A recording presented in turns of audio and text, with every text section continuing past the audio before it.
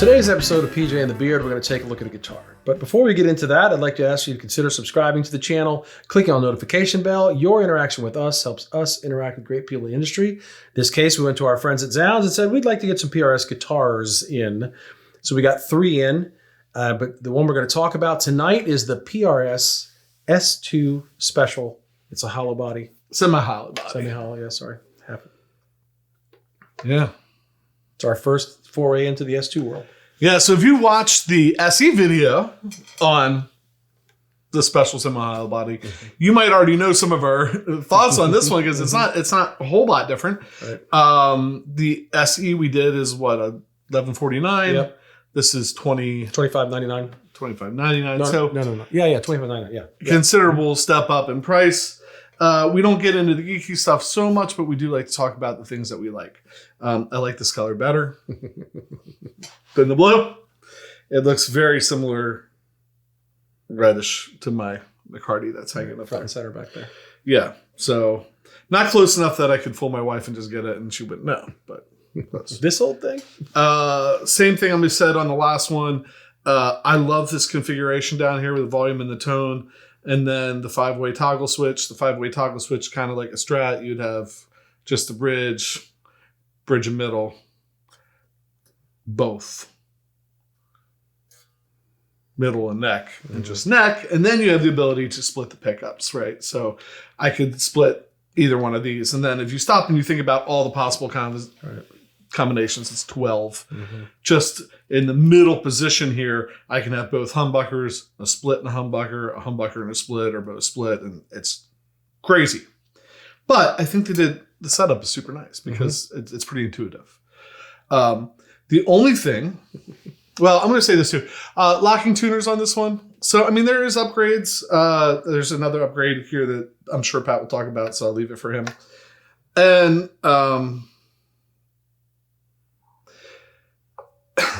should I say it again?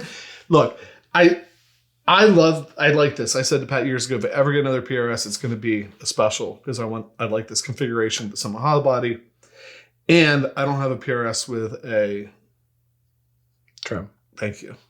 Just total blank. Right. With a tremolo, at least, I mean, I don't like my Cardi, my Hollowbody, and the Swamp Ash are all hardtail. So I like the fact that it's a trem, but the one thing I don't like about the guitar is the fact that it's a trem because I can't get this bar anywhere where I feel like I have access to that stuff. And so I've just been pulling the bar off and not using it. So, yeah, I mean, it's now our friend Ben uses it and keeps the bar on, and he does really well. Well, we did notice that the little set screw probably could be loosened a little, so maybe this would sit down a little lower. I still don't know if that solves your problem, but I don't think it does. It would be a little better, but sometimes we just don't like to tinker with them too much because they are on loan, and we try to be respectful. I was really excited. I think that's the right word, excited / scared, because I haven't played an S2, and because we both started playing PRS when there was only cores. So most of the ones we have are from when we first entered into the PRS world, and they're cores. And they're all like 20 years old, so we can afford them. Right, and some of mine are even a few years older than that. So I became I get my snobbery honestly because I've played a bunch of cores. Now that doesn't mean it can't make improvements. That's what Paul's all about, like how to make the smallest improvement on something and make the guitar better. So this is the first time with the S2. They're Maryland made guitars, a little bit less bell and whistles. And one of the things that Jason was going to say is, I think they call this the shallow violin carve, which there's a little bit of a carve, which I like because the flat tops, unless it's like a S type or a T type, I'm like, shouldn't there be some kind of thing? But I think that's also probably a cost saving thing. You're not using quite the big piece to do that. Yeah. And the semi-hollow is great. And in full disclosure, I mentioned this earlier, all 3 of these guitars that we got in this round came in the same day. I grabbed them all. I think later that day, I got a chance to go plug them all into my rig at the church where I play. And I held this one for last because I was really curious. And I picked it up and I started playing. I'm like, man, this sounds really good. And then I decided to look it up. Well, it's got the 5815 LTs and, lack of a better term, a real narrowfield, right? Everything one were the S's. So I have these same pickups in a McCarty 594. And it felt good. It sounded good. I was just like, I wanted to play with it more. So I played this 2 Sundays in a row. I liked it. Got used to a little bit of the pickup configurations. Didn't take it out on gigs because it's been like 100 degrees where we are, and I thought maybe not take a guitar on loan and sweat all over it. But I do like the pickups a lot, especially the bridge pickup in these. It's really bright. It cuts through. It's not ear darty. Like I think we've said before, it feels like a PRS because it is a PRS. So it's our first foray into S2. So one thing we like to do is go through all the pickup configurations clean. Both of us will take a pass at that. I went first. Generally play like 3 chords, arpeggio, pick through them, and then rake through them just so you can hear. We switch. We went through all 12 positions just for you, and here they are.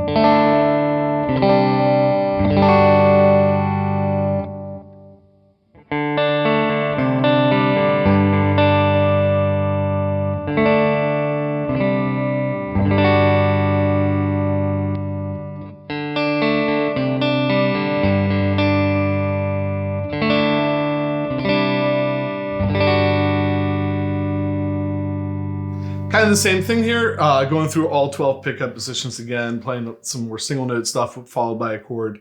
Here you go.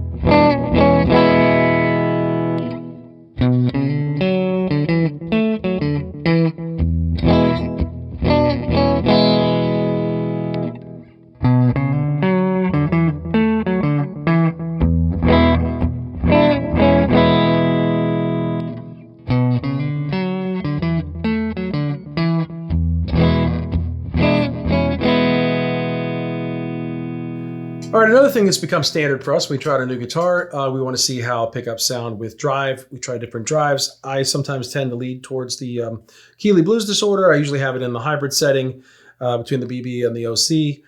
Again, went through all 12 pickup configurations. Any delay you hear, pretty much as per usual, is the DLS Echo Tour. We're doing all of this through the Tyler JT22, and here it is.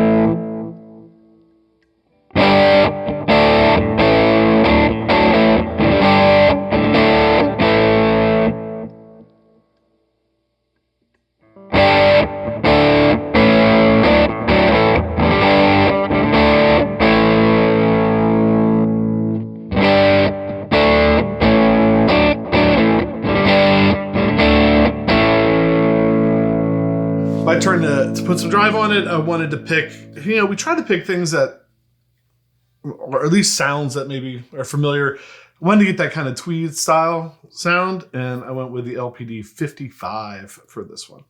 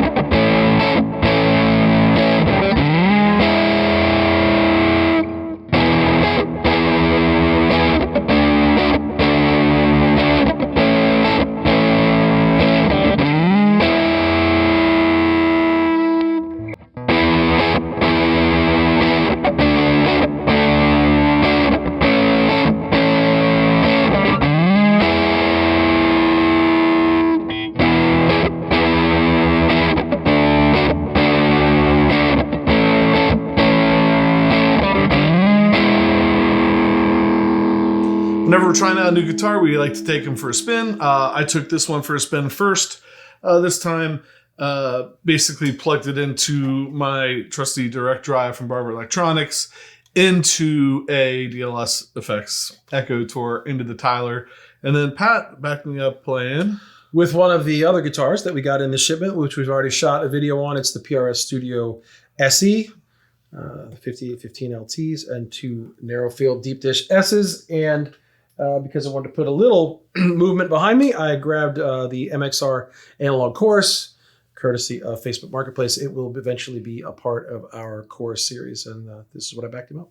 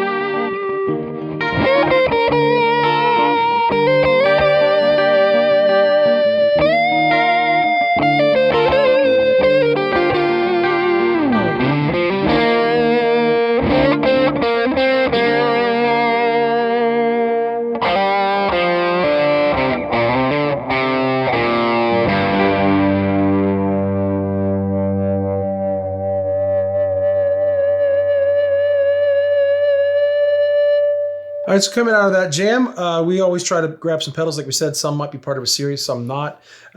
Whenever we get guitars from Zzounds, we usually grab a few pedals. And so we got in the MXR Phase 95. We have not shot a video on this yet, but we've used it several times.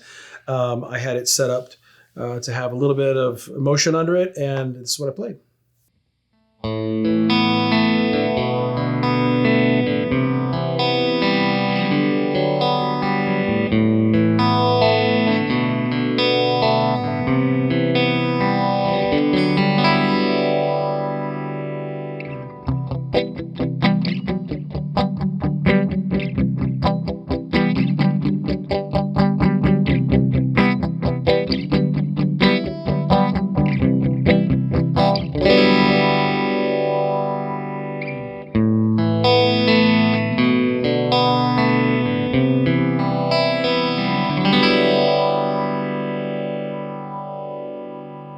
For my first pedal, I jumped to one of our series, that Leslie Sound, and I grabbed the new, we just did a video on this like 2, 3, 4 weeks ago, the Rotary Ensemble RT-2 from Boss, and man, it sounds good.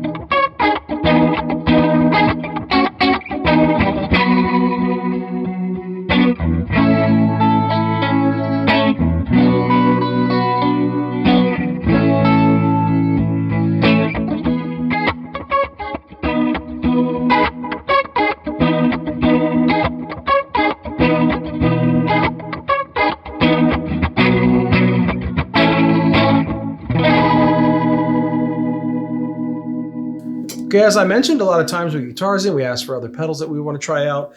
And so we got the Warm Audio Warmdrive, which I probably used it in this clip in a way that it wasn't necessarily designed for.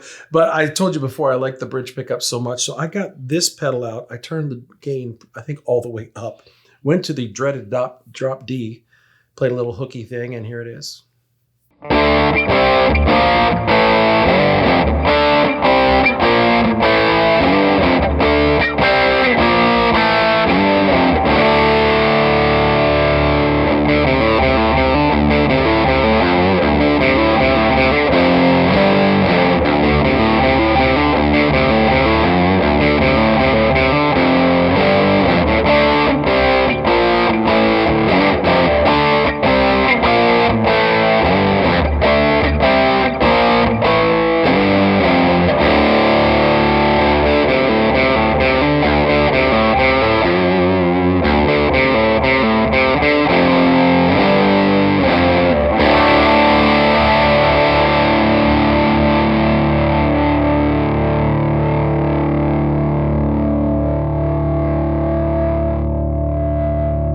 For my last clip, I went to the Shakedown Sound Series, grabbed what is one of my favorite envelope filters, the Rubber Chicken from Lovepedal.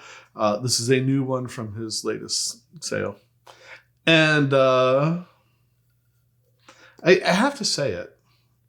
If you watch this clip and then go back and watch the SE Special Semi-Hollowbody clip for the Rubber Chicken, I think you can tell.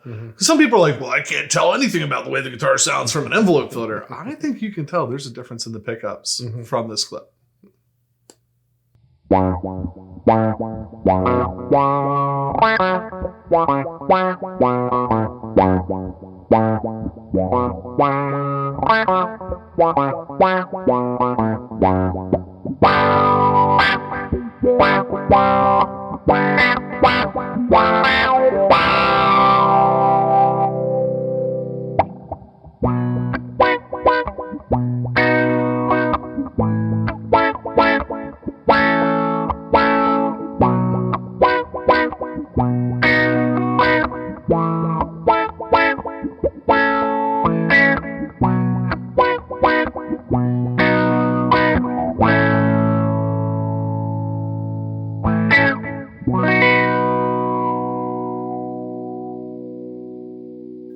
All right, for the final jam, which I'll call my jam because I was playing the star of the show, the Warm Audio Warmdrive was here. I may have dialed the gain back to a somewhat sane amount, but I wanted to try it out here, and I thought it really it played well. DLS Echo Tour. I played through the Tyler, and what did you do? And backing you up, PRS SE all the time. I grabbed the DGT. And this one has a Porter pickup in it. Well, actually, there's two Porter pickups in it, but I used the neck Porter pickup split, which always sounds really, really good. And I did that into the Phase 95, same settings that Pat used for the clip that he did to back him up. So here is the jam.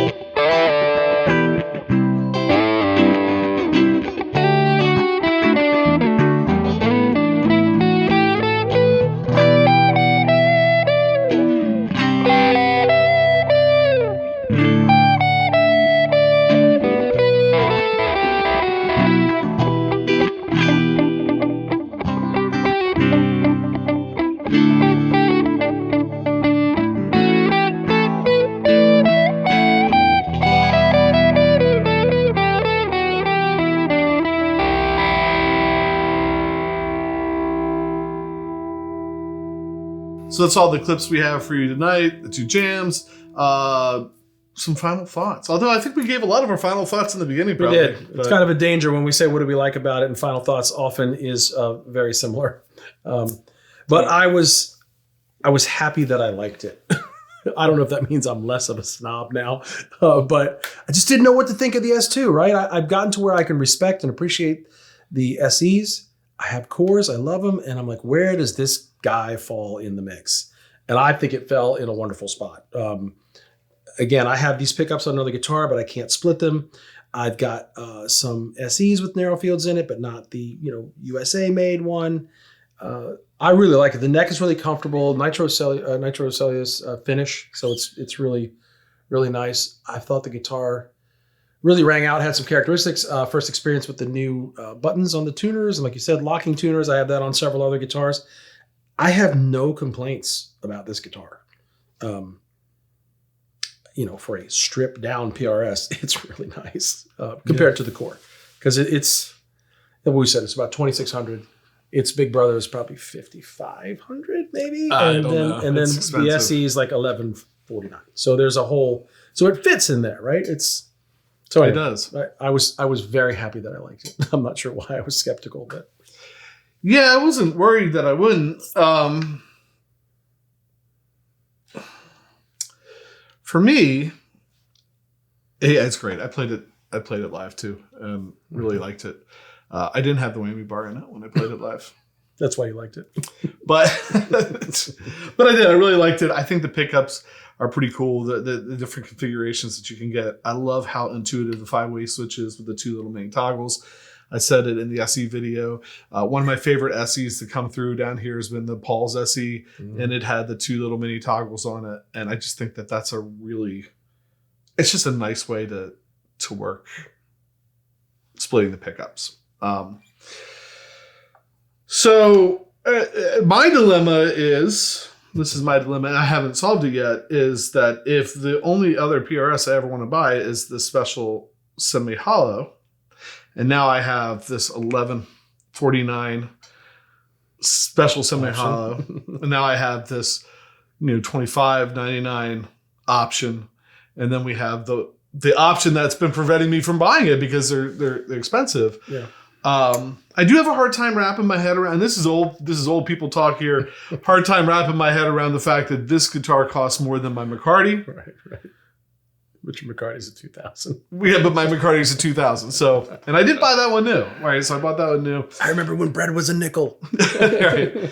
When I bought that one new, I could fill my gas tank for 99 cents a gallon, and I could go to see a concert for $20. So things have changed. I get it. I understand, but I do have hard time wrapping my head around that.